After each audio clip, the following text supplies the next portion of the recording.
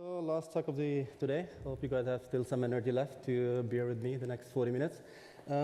We are not going to focus too much on the AI itself in this talk, but the application of AI, how we use that in Ruter. My name is Jawad Saleemi. I'm team leader for the AI team in Ruter, and our job is to help Ruter be an AI-driven and data-driven company. To find AI use cases, to facilitate all these AI use cases, to make sure that they generate values, and that value is then actually find its way all the way to the customers who include you and me. I have divided the talk into 3 parts. So we're going to talk very briefly about Ruter. I hope all of you know what Ruter is, but just a few numbers. And then we're going to talk about the AI use cases that we have in Ruter, and then the core of this talk, which is the MLOps, which is how we then take the value that these AI use cases or models create, and then how we bring them all the way to the end users. So, Ruter. Anyone who doesn't know Ruter here or hasn't traveled with Ruter? Well, that's good. Established in 2008, we have around 4,800 physical stops around Oslo and Beacon area. And we operate around 19,000 trips per day. And we move around 1 million people from point A to point B every day. These are pre-corona stats, but our latest figures show that we are very close to where we were before pandemic. And we have around 500,000 departures every day across these 4,800 stops, and we drive/sail around 300,000 kilometers per day, which is, to put into perspective, 7 times around the globe. So we're quite busy. If you look at one of our modern buses, inside it looks like this in terms of the sensors. So it has a lot of different sensors. We have sensors reporting, where the bus is, the position of the bus, how fast the bus is moving, how many people are coming in, coming out at different doors, at different stops. What is the weight of the bus? What is the battery status of the bus? And in some of our modern buses, how fast the windscreen wiper is moving. So we get that data as well. And all this data is streamed into our backend system in real time. And then it's processed, and then it's made available to whoever needs that. For example, it makes its way to the app to let you know when is the next departure, or in the screens that you see inside the buses, or the screens that you see at the metro stations. So a lot of that information that you see is based on a lot of data that we receive from our sensors. So, for example, in our app, you can see where the bus is at the moment while you wait at a future stop. And Ruter is on its way to be the world's first emission-free city. We recently replaced all our old buses in the inner city with the new electric buses, which are fully electric. And we are quite proud of that. That we are very close to replacing all diesel-based vehicles. Let's talk a bit about the AI use cases. We started with AI in Ruter around June 2020, so it's been 3 years. And our first use case was to help customer support team to see what we can do to help them, to offload them. Either get them better insights or help them automate some system. And in that context, we made an AI bot for them. And that bot is basically trained on the customer's complaints or customer feedback data. Using NLP. Back then, there was no ChatGPT or all that, so it was all in today's term, primitive. But we use NLP to train a bot on the customer data that can automatically, get the complaints when the complaints come in, and then detect or try to guess what the person is complaining about, and then try to send a reply automatically. And all that happens automatic, and all that happens in real time. So instead of the previously taking days or weeks of response time, now it's down to 20 or 30 seconds. So it can happen that if you send a complaint to us while you're waiting at a bus stop and you're angry that the bus is not there, it might happen that bot would reply to your complaint. Of course, it's not all customer complaints, so it's a subset of complaints. But we are continuously working to extend this bot to get more and more categories and more complaints, so that we can offload our customer support team so they can focus on more complex use cases rather than just working on mechanical complaints. And then we, as an extension of that project, we also used unsupervised learning and gave all our data to the NLP model and let it find new categories. Because we already have a list of preset categories that the customers can select when they send us complaints. But we thought, okay, what about some other thing that we don't know, some other categories or some other issues that customers are, or they want to tell us, but we don't have that in the list. So what did they do? So we just gave all the data to the model, and we let it kind of find it out. And in that, we found a few new categories that didn't exist in our list. For example, a lot of people were complaining about the wheelchair access, that they didn't have, in some platforms or some stops, they didn't have wheelchair access. And that is, of course, a serious issue for people who use wheelchairs, because there is no other way to get in the bus if there is no access. And then the other one was a lot of angry complaints, and that I guess all of us can relate to. And you think that you're gonna take the bus, and the bus is already at the stop, and you think you can run and you can catch it, and just before you are about to enter, the doors close and the bus just drives off. And then in that context, we get a lot of angry complaints. And the third category was music, and that was quite interesting because in that category there was two different categories that the people were sending us complaints. One was that the volume was too loud, and that was the travel experience is not as comfortable because it's too loud music in the buses, and that's definitely something that we should do something about. But the other subcategory was that a lot of people were complaining about the driver's taste in music. They didn't like what kind of music the driver was playing. If you want to know more about this project, there's a Medium article on it. You can go there and read more about the technical bits, what kind of models were used, and what kind of findings we had. And then we work. How many of you have seen this little information in the app? That's good. So when you search for a journey with our app, and you get the suggestion, as a part of that suggestion, you also get what we think would be the situation in the bus when you take the bus. So how full the bus would be. Would there be a place for you in the bus? And this information, and this information is available many days in advance. I think currently it's 3 days. So if you plan for a travel, the day after tomorrow, you will see this information, and you will see that your planned departure, how full that departure is going to be, or likely going to be. And this is extremely useful information, for our customers who have physical challenges, or maybe who have some other disabilities that make it difficult for them to use transport in regular or rush hours. And then they can plan in advance, and then they can pick the departures which might not be that full. And we use, if you have taken our new buses on the screen, you will see the next 3 stops. So in this case, on line 110. So next 3 stops, that was in that order. And then on the right, you would see the stops which are more relevant to that particular journey, which tries to tell you where you are, or where most of the people in that bus are likely to go out. So maybe that you get in the bus at Wittenberg, but you actually want to get out at Sagdal and Skola. And then this is very dynamic, so it's based on data. It's based on machine learning applied to the historical data to predict what is the likelihood of people, or where most of the people are likely to get out of the bus. And we're working on to make it easy for our customers, our users, to use our app. We're working on a personalized journey recommendation project. And the goal of this project is that when you open an app, and for those customers who give us consent to use their data, to use their historical data, so when you open the app, we can guess where you want to go, and then you don't have to search for the journey. The suggestion is still already there, along with the next closest stop. So here, for example, for Teresa, we think that she's going to work, and we know where she wants to go, and then we are suggesting that the next departure is in 6 minutes. This is not out yet, but we are working on it, and we hope that it will be available to our users sometime in future.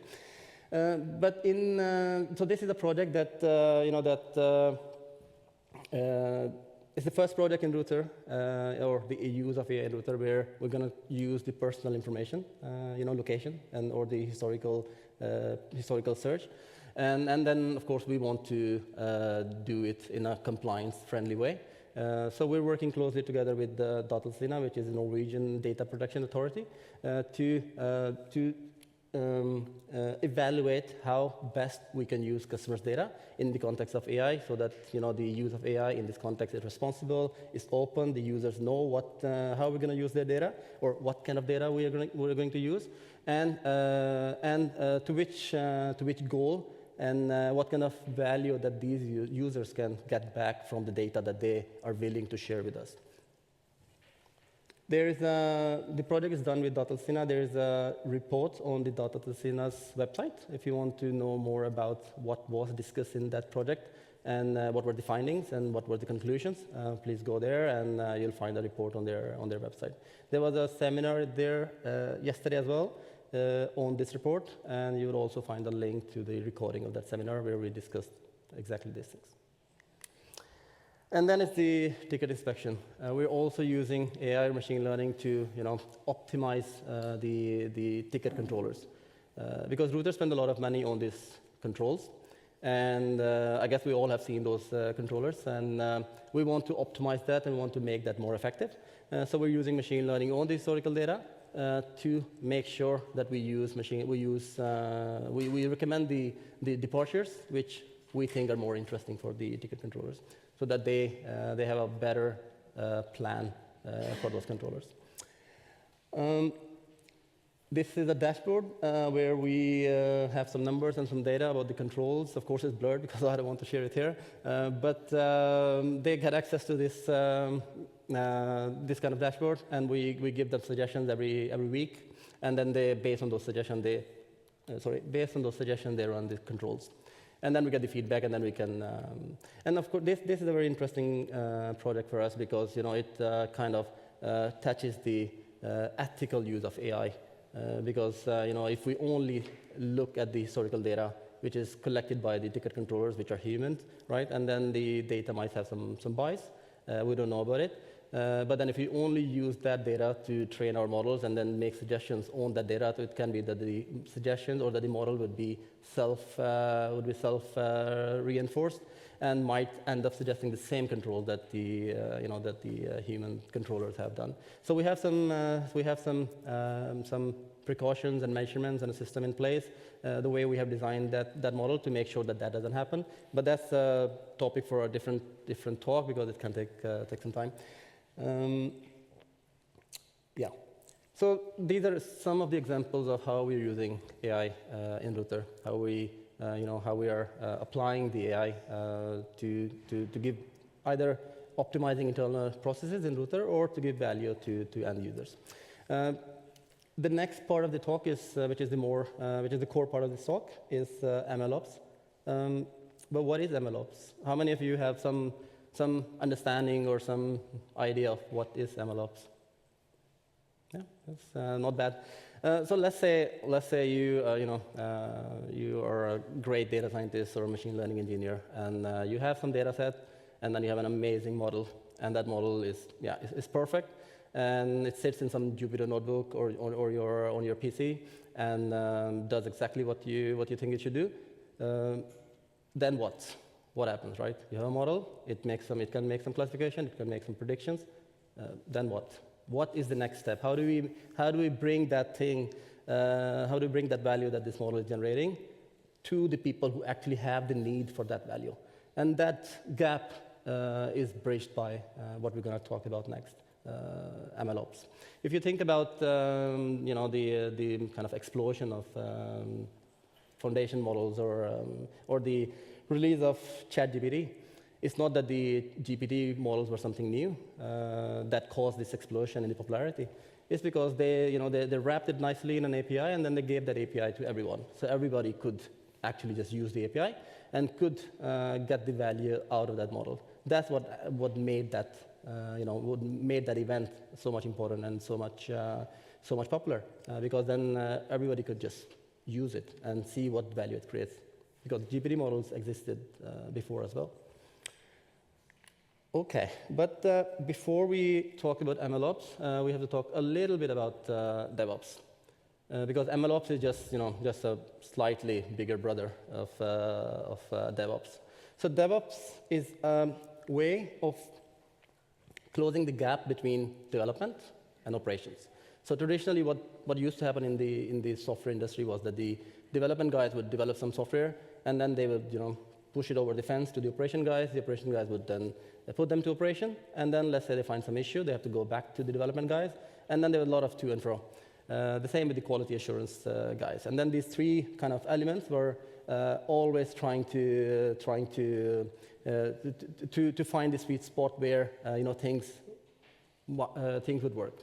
But DevOps is a way of working which promotes that we bridge these gaps. We actually remove these artificial dependencies, and we make the whole process smooth so that the people who are working with the development can actually put their own applications into production, can also monitor them, can also scale them, can also get the feedback automatically. And so DevOps is a way of providing automation and enabling or empowering software engineers to take control of their own work, so that we remove all these artificial dependencies, and we can by using continuous integration or continuous development, we can generate the value at a much higher speed. And MLOps is just a little bigger than DevOps. In DevOps, we care about code and maybe some infrastructure, while in MLOps, we care a lot more. We care about code, we care about infrastructure, we care about data, we care about model, we care about performance, right? We care about monitoring. It's a much bigger thing. It starts with data acquisition. Where is data? If that data even exists, who has the data? How can I get it? And then how do I then bring that data? Do a little magic and make it easy for the machine learning models to use it. Features engineering, for example.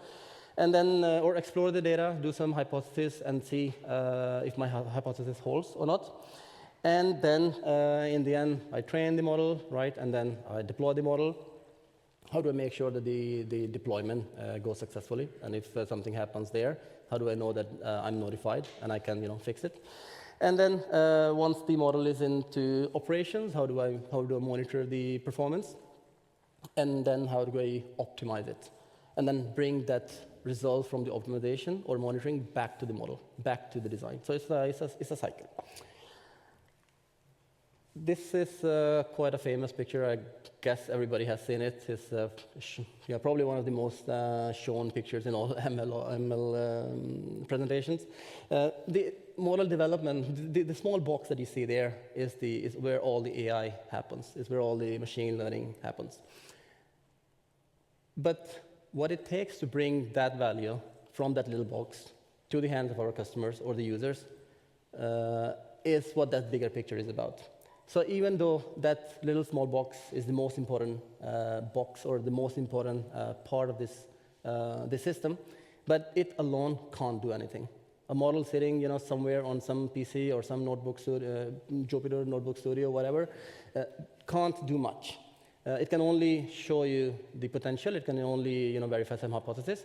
But you need all the rest of the glue or the bits and pieces to make that system, which can then bring that value that model generates, and then drive that value, bring that to the organization, and then integrate that to the value generation chain in your organization. So the point was that there's a lot more to that model development. But let's go through some of these steps in machine learning lifecycle, and I can also talk a bit about how we try to fix that, or how we do that in Ruter. The first thing is the data preparation, right? That's where your journey starts. Your journey starts with I have a use case, and I know the outputs, but do I have the data? Where is the data? Who owns it? What is the quality? How fresh is it? How relevant it is? All these kind of questions. That's where your journey normally starts. And there are a lot of challenges there, right? Like how do you get the data? Is the data in the format that you expect it to be? Is the data accessible? Or is it, let's say if you want some data from mobile operators, right? They're not public accessible. So even though data exists, but it exists behind some commercial license or something like that. So there's a lot of factors involved when trying to find out if we have the data that I can actually use for machine learning models. And then let's say we have the data. How do we make sure that we have all the capabilities or infrastructure to train our model? To track. So when you train the model, normally what you do is that you either change the features and then track the output, or you fine-tune the model, do hyperparameter tuning, or change some other parameters. And then it's a lot of experimentation when you work with machine learning. How do you keep track of all this experimentation? How do you keep track of what worked, what didn't work, what works best? Experimentation tracking, lineage tracking, and then continuous training and validation. So you have the model ready. It worked great today on the data that I captured today. What are the guarantees that it's going to work tomorrow on the new data, or next week or next year? How do you make sure the model is still relevant? How do you make sure that we capture new data, we capture new trends, we capture data drift, we capture concept drift, right? All these factors kick in when you have a model that's running in production, that's running in a real-world scenario. So when you deploy the model, then you have other kind of challenges, right? You have a piece of code, and then you have to make sure that you keep track of the version of those code bases. That code that probably change the configuration of the models or change the configuration of the pipelines or whatever to find that sweet spot that works. So we need to have all that version control so that if tomorrow you change something and it doesn't work, you have the possibility to go back and go back to what worked. So version controlling is one challenge there. And then, as I mentioned, data drift and concept drift, you have to keep track of that as well. And in our case, let's say if we take the example of the model which predicts the number of people in the buses, which we then use to power our app. How do we measure the business value of that model?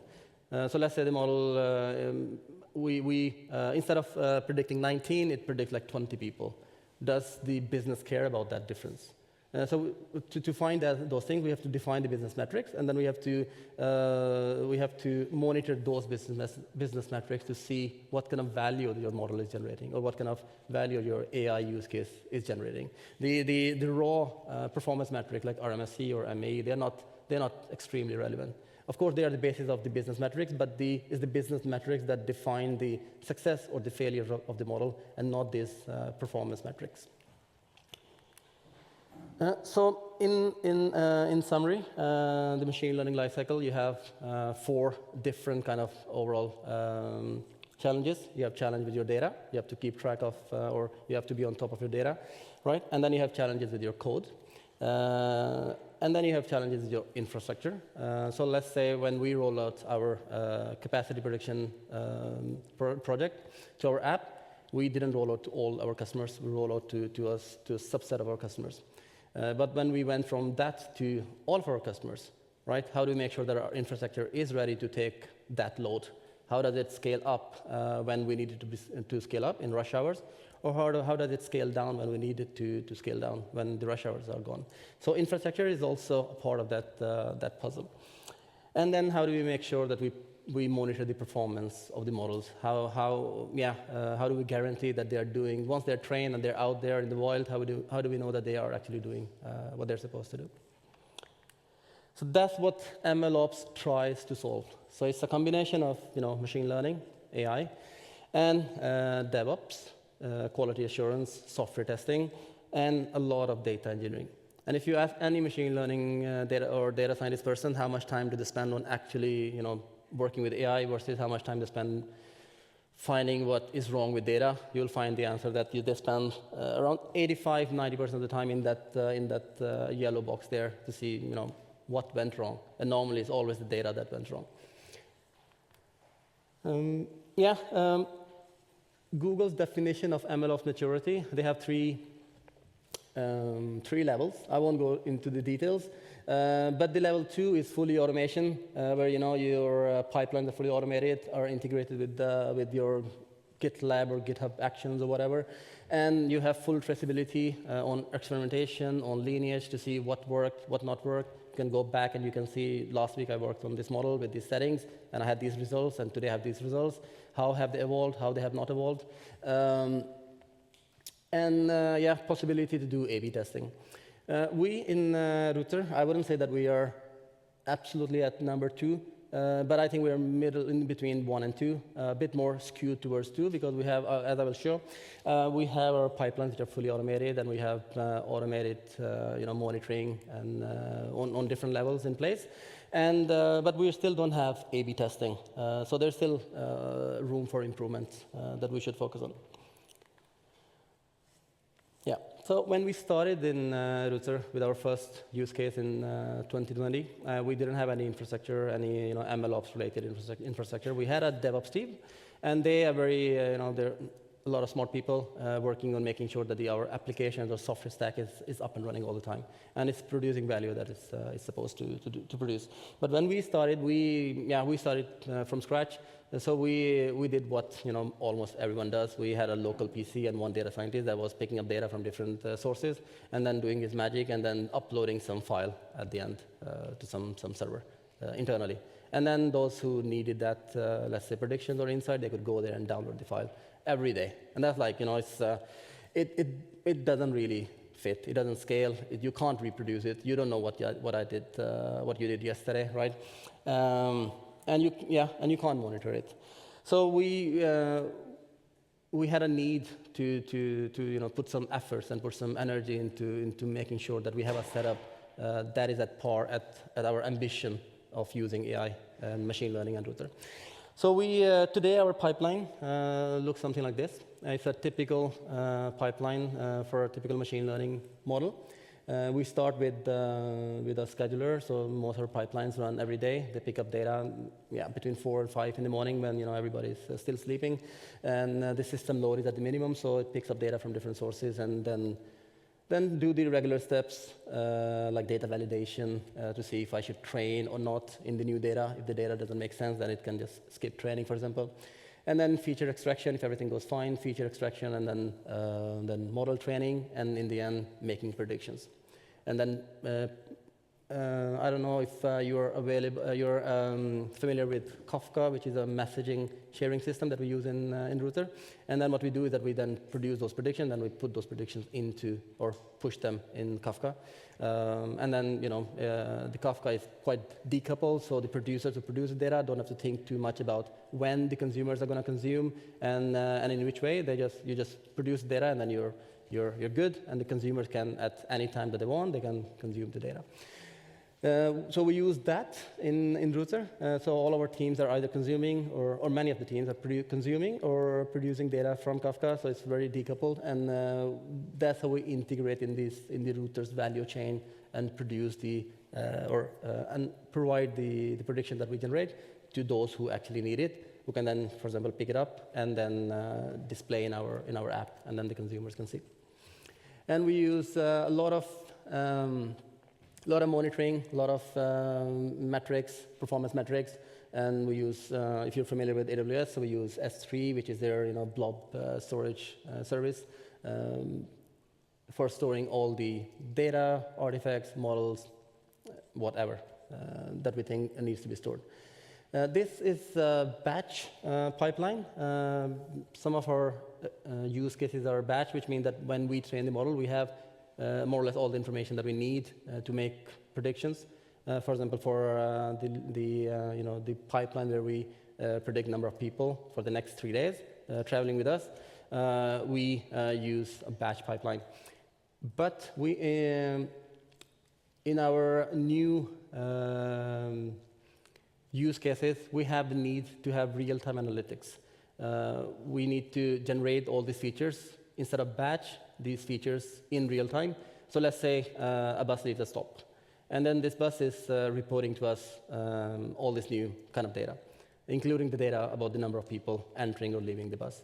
And as soon as we get that data, we should be able to use that information and feed that to our model so that the model can produce relevant information for that vehicle or that trip for the next stops. And all this has to happen in real time.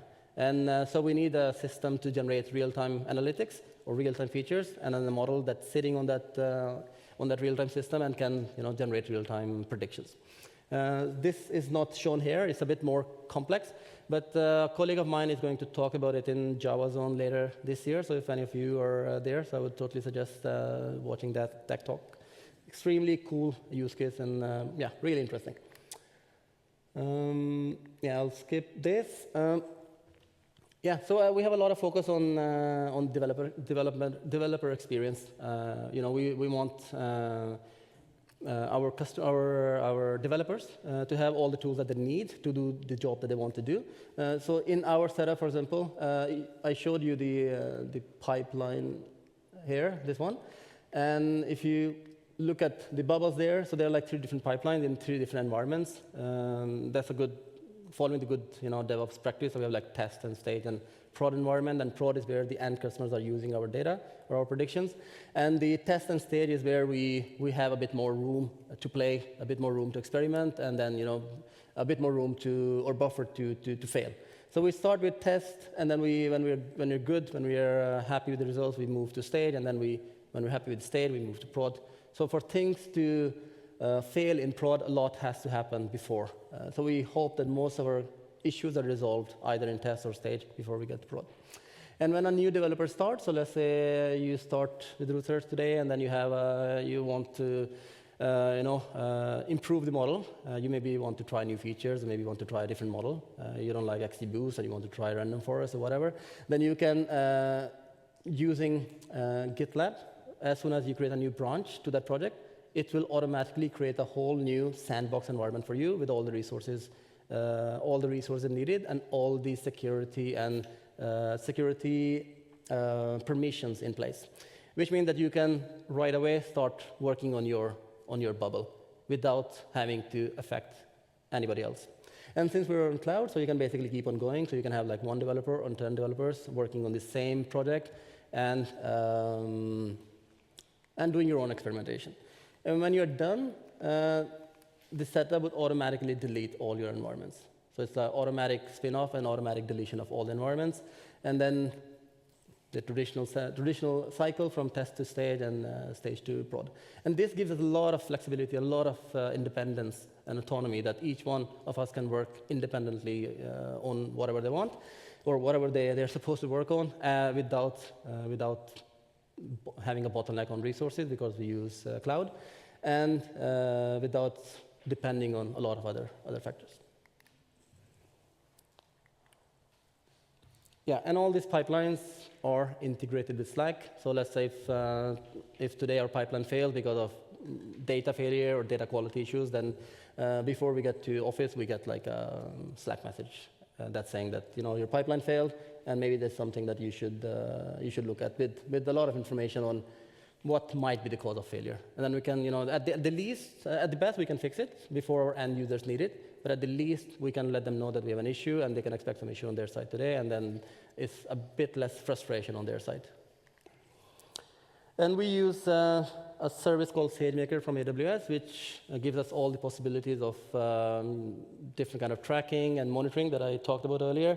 And it also gives you a nice visualization of what your pipeline looks like, what kind of steps are involved, and what failed. If something had failed, it would be red, then you could click there and you can see what failed. So a lot of cool stuff. But so far, so good. So, we have kind of control on our pipeline. Something fails, we know. If something goes wrong, we can let others know as well. But what happens when we have the model out in production, serving the users? How do we know that it's actually doing its work? So we have something like this. We have some dashboards where we can see the prediction that we made. And then when the actual data arrives, we can see that as well. So we can see the predictions and the data, or the predictions and the ground truth side by side, and see what worked and what didn't work. So this is a dashboard for the capacity prediction. And if you look at the chart here, the light blue is what we predicted, how many people would be traveling with us, what we predicted. And then the dark blue, or almost black in this picture, is what actually happened. And you see the kind of overlap quite well. And you can click on that line, and then you can go further down in details, and you can go at each and every departure of those 500,000 departures every day, and you can see that on each and every departure what we predicted and what happens. And then the distribution of how well the model is doing. So here, for example, you can see that 85% of the time the predictions were good, and then 12% is where it was not perfect, but it still has good enough information for the users. And then the 3% is where the predictions were terrible. And if you look closely here, in October 2022, you will see that there's quite a clear difference between what we predicted and what actually happened. If you expand it, you will see it here, there. And then, anyone know why October? First week of October? Yeah, post-feria. It's autumn vacations. So our model, which was trained on the last three months, didn't know that it's going to be vacations, so it just predicted more people than what actually happened. But we have a fix for it. So this is a slide from old times. And when you use our app, and you get those suggestions about if the bus is going to be full or not, it's possible to just click on it and give us feedback. So then the users can tell us that the prediction is correct or not. So if you take the bus, you can tell us. We collect that data, and then we can bring it back to the model to fine-tune the model and improve it. And this is a bit old slide, but here you can see at the time that I captured that slide, we had around like 8,000 people who clicked on that little widget, and around 1,000 people who gave us the feedback. And if you look at this graph here, around 50% of the people reported that the predictions were either on spot, or they were off by one category, which means that we said that it's going to be many seats available, but when the users got in the bus, there were like few seats available. So it's it's not accurate, but it's still good enough. But in around 18% of the time, the predictions were way off. We said, take the bus, a lot of place. People got in, and there were no place at all, or it was full. And there it's like, but we have to keep in mind that normally the feedback is skewed towards negative feedback, because people are more willing to give us feedback when it's negative. So these numbers might not be, totally reflective. So if you want to find the right kind of tool set to use for your setup, totally recommend it. You can go here and you can try to find what works for your setup. There are a lot of tools available in the market. It can be a lot of work to see, to find the right combination. What I would suggest is to see what you already use in your organization, and then find something that is close enough, that works, that integrates well, that fits in your ecosystem. So don't get overwhelmed or scared by all this mad landscape. And we only use very few of these services. But it's good to know that the options are there if you want to explore. There's a Medium article on our use of MLOps if you want to read in more details. Please go there, and if you have any questions, please let me know. Here is a slide from the same dashboard, or a snapshot from the same dashboard that I showed earlier. It's showing us a trip for today. It's going to happen at 6:45 today in the evening. And you can see here in the middle the capacity indicator predicted. So you can see what we predicted for that trip. It's line 37. We think that up to Galgeberg is going to be many places available, and but from there onwards until Jernbanetorget, it's going to be few places available. And from Jernbanetorget till Stenberggata, only standing place. So if you want to go and check, you're very welcome to go and see if it works or not. But if it doesn't work, and if you find each other there, so then you know why it doesn't work, because the model doesn't know that I'm talking about it in this event. Yeah, thank you very much. And if you have any questions, please.